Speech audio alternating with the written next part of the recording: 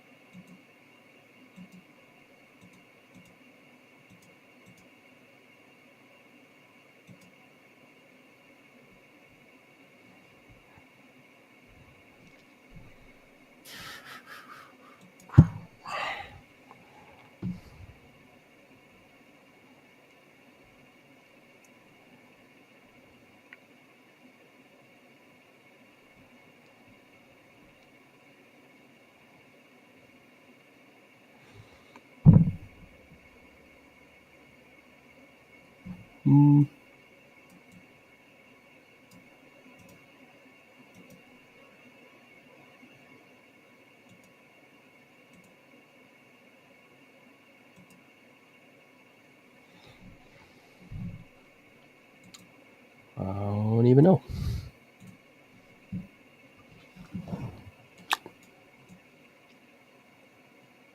No, that's the thing. I can't have. I gotta stop having this monitor over here. It's just not good. It's not good.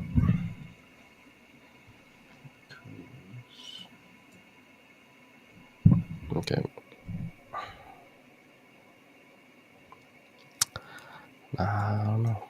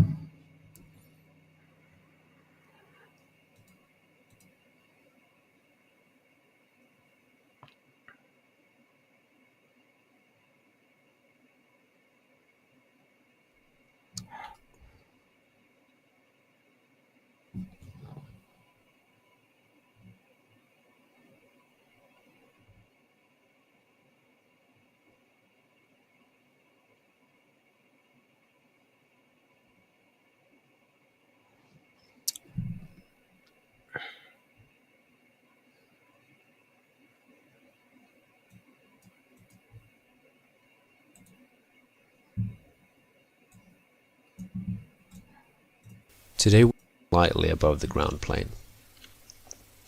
Now, these points here are going to be the ones that are emitting a lot of sparks. So we want to make sure that we can make out. So let's say we have something at point 0.5, and they can only last for 3 frames, and with a variance of 1.5. So if you have a look at it now, we should see them all popping on and popping off. This is directional force. We're going to set this to something. Down a render node, highlight. I think that looks quite interesting. So the difference between doing a bit of color correction is can do wonders on your renders. So let's do a preview on this. We've now created particles that are being born out of other particles. You can take this example a lot further by introducing things like puffs of smoke that would add to realism to a scene like this. As always, the file is in the link in the description below. Thanks.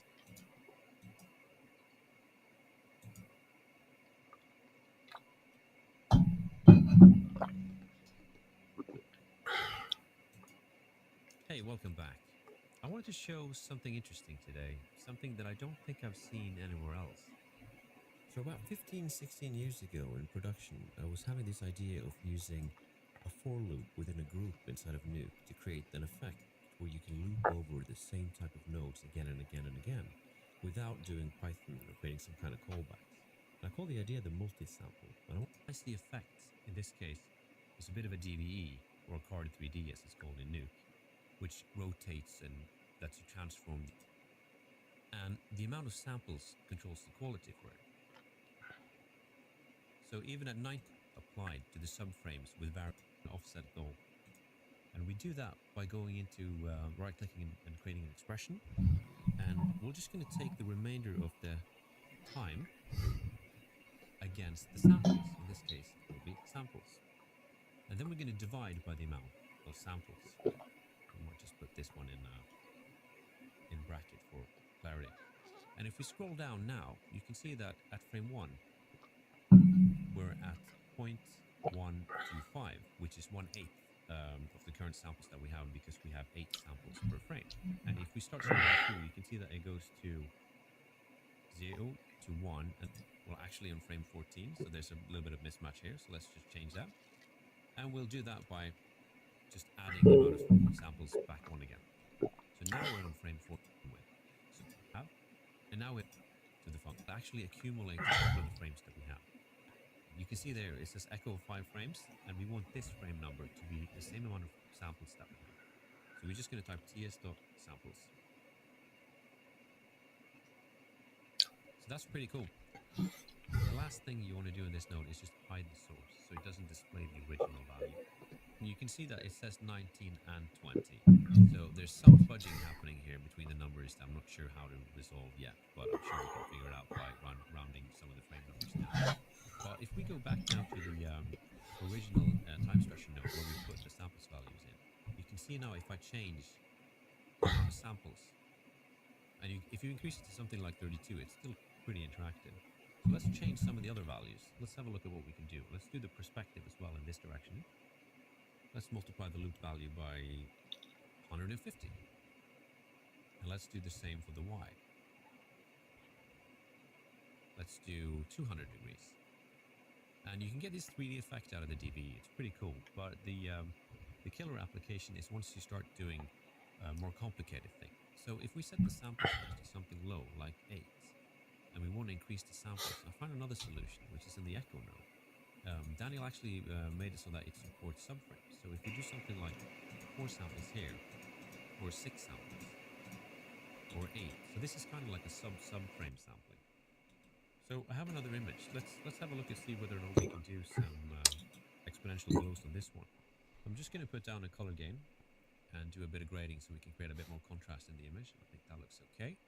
We're going to copy and paste the effect. Okay.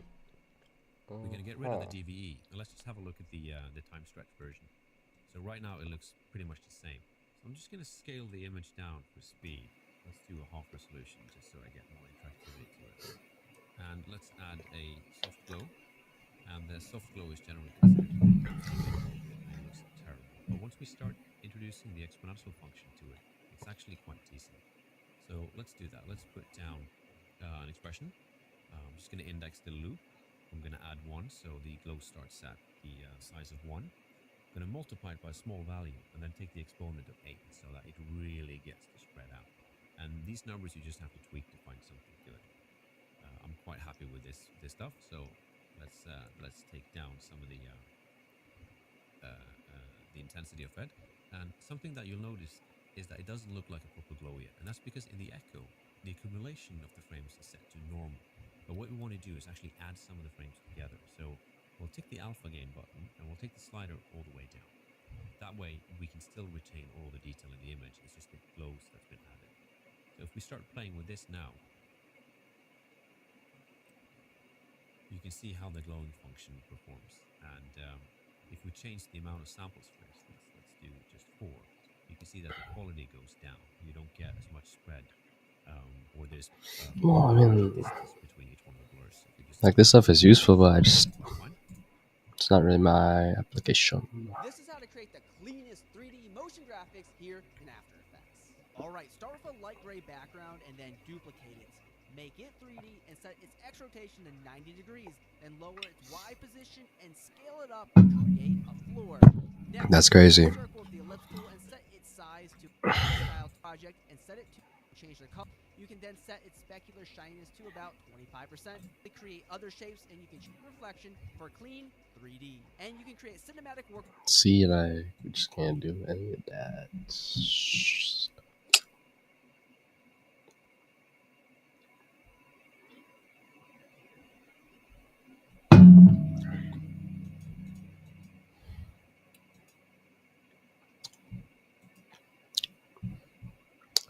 Oh, see, that's good.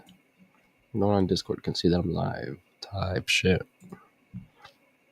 Well, I don't know if that's a good thing.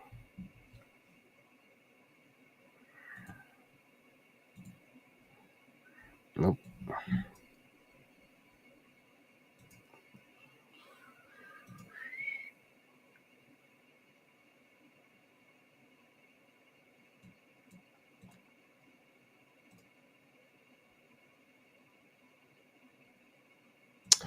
Oh, okay.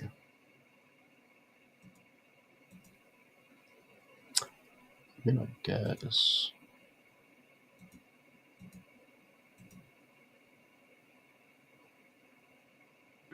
Mm-mm-mm-mm.